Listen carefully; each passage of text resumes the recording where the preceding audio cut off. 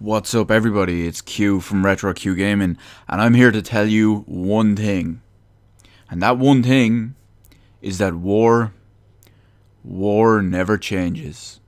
But luckily, PC hardware does and can easily be changed. So I got Fallout 4, as you'd probably expect. It's game of the year. How would I not buy Fallout 4? Anyway, I've seen the specs for Fallout 4. I turned on my PC. I did all the usual. I figured I probably won't max it. Fair enough. I was expecting that. But what I wasn't expecting was how much of a compromise I had to make. Now, the recommended graphics card on Fallout 4 for 1080p gameplay is a GTX 780. Now, I have a GTX 690, which is slightly older, but more powerful than a 780. However, I'm running 1440p, so there's none of this 1080p crap none of that stuff going on.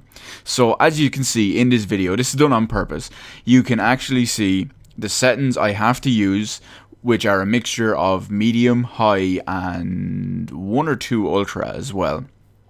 And the kind of frame rate and all I get while still retaining decent enough amount of level of detail and graphics.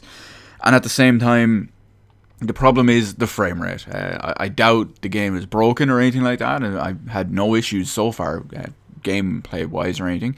So it's basically beat me to the point where Fallout has beaten my computer. So what I am going to have to do is, starting with my next paycheck, which comes next week, all my money is going towards a new computer. Simply because all the games I've left to buy this year, I've already saved up the money and have it allocated to the side for games. So starting next week, all my money is heading towards the new computer. Now, I did want to wait. I thought I'd get a little bit better performance out of Fallout with, say, in respect to frame rate versus graphical settings. However, because what I wanted to do was, what I was expecting for Fallout at least, I originally wanted to wait for Nvidia's Pascal series to release next year, because they would be proper full-on DirectX 12 cards. I mean, we all know the 980, the 970, 980 Ti, even the Titan X. We've all seen their DirectX 12 performance, and it turns out that they weren't fully DirectX 12 compatible, as Nvidia made us believe. So because of all that, I really wanted to wait for the Pascal series and just go balls deep on those, because at that point, by the time they release, I'd have a shitload of money and I could just buy, like 2, 3, or 4 of them all at once and just rock a massive SLI setup.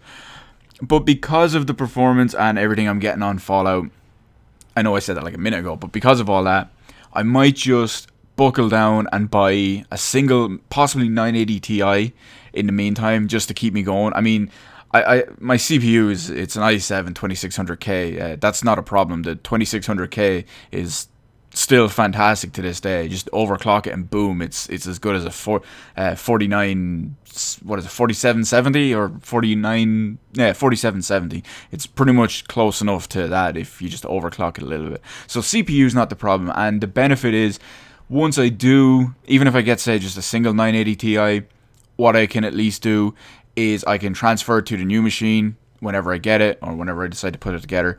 And, I can...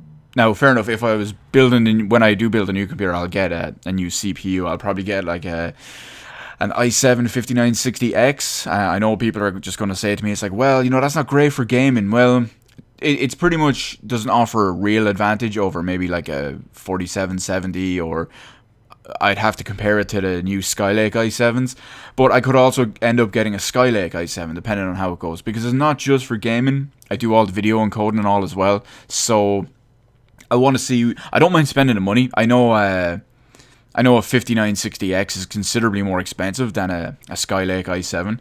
It's like maybe almost 3 times the price, if not maybe more.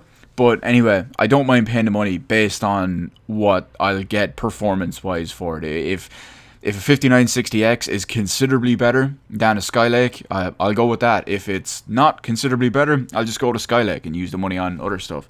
So, either way, this is the announcement, if you will. Will we call it an announcement? Yeah, we'll call it an announcement. So, Fallout 4 has kicked the shit out of my computer to an extent. To more of an extent than I was expecting, really, and that's basically the way of saying it. So expect updates and all that over the next coming weeks. I'm gonna have a lot of hours in work because Christmas, so I can throw a lot of money at the computer fairly shortly. Hopefully I can have it maybe up and running in January if I really, really focus on it. Maybe February. My only problem is that's still like 3 months with Fallout as it is. No, I'm not too worried about the graphic settings at the moment. I'm not killing myself over them. I can deal with it, unfortunately.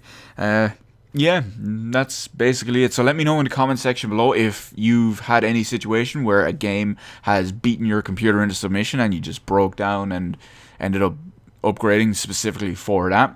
I'd love to upgrade right now, but I just don't have the money, which is really killer because, I'm going to be putting a lot of time into Fallout.